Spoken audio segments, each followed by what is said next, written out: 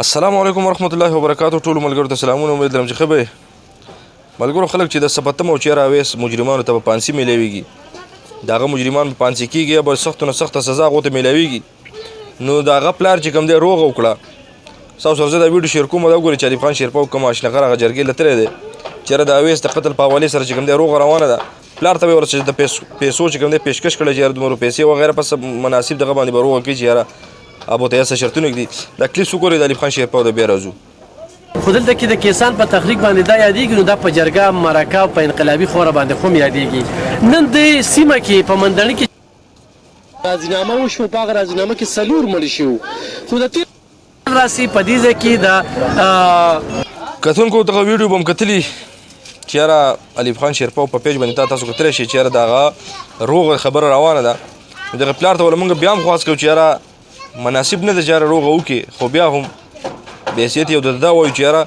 که چېرته ته غواړې چې روغه وکړي هغه ستا خوښه، خو لکه په کار دا نه ده چې یاره ته د دوی سره روغه وکړي یاره چې دوی ته داسې یو سزا میلاو شي چې یاره د هغې نه را روان خلک عبرت واخلي او بیا داسې بل اویس قتل نه شي.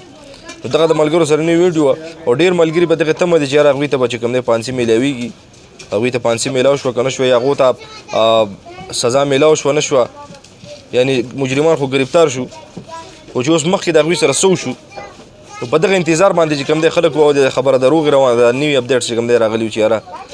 د هغه چې کوم دی د پلار او د جرګې په منځ کې چې کوم دی د روغې خبره روانه ده چې یاره جرګې والا به و چې یاره دا مجرمان معاف کا، ولې معاف کا، بس غلطي دې شوې ده، پوه شوي نه دي، یا دا چل دی یا دا چل دی.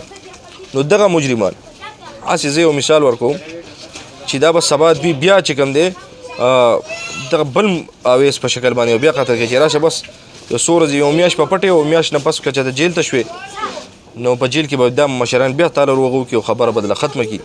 دا څومره د افسوس خبره ده. نو په کار خو دا ده چې یاره دوی ته داسې سنګینه سزا میلاو شي، داسې سنګینه سزا ورته میلاو شي چې یاره د هغې نه خلک عبرت واخلي، څه حاصل کړي.